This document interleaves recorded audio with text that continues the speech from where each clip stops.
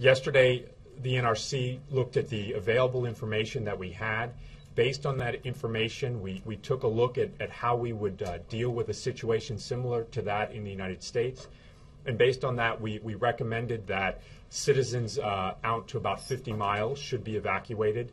We provided that recommendation to the ambassador, and he issued a statement for American citizens to that effect. And I want to stress that this is, we think, a prudent and a precautionary measure to take.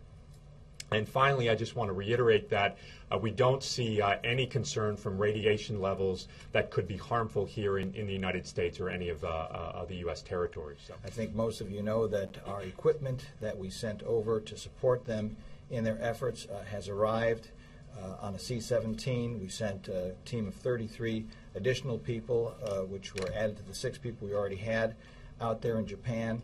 They had over 17,000 pounds of equipment with them. They've unpacked that.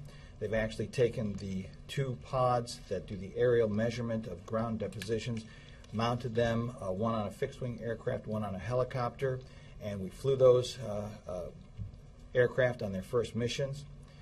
We have been collecting information as they've come back. We're in the process of sharing that information with our Japanese hosts, and while that's still being looked at, the preliminary indications are that they are consistent with the recommendations that came down from the chairman of the Nuclear Regulatory Commission, which then Ambassador Roos used to make the 50-mile evacuation guidelines. So the indications are that that looks like it was a prudent move. Other countries around the world all continue to do what they can to support the Japanese as they lead this effort to address this challenge. We have had a number of consultations. I have personally been in contact with my counterparts in France and Russia, all of us thinking about ways in which we can assist the Japanese as they come to terms with this challenge.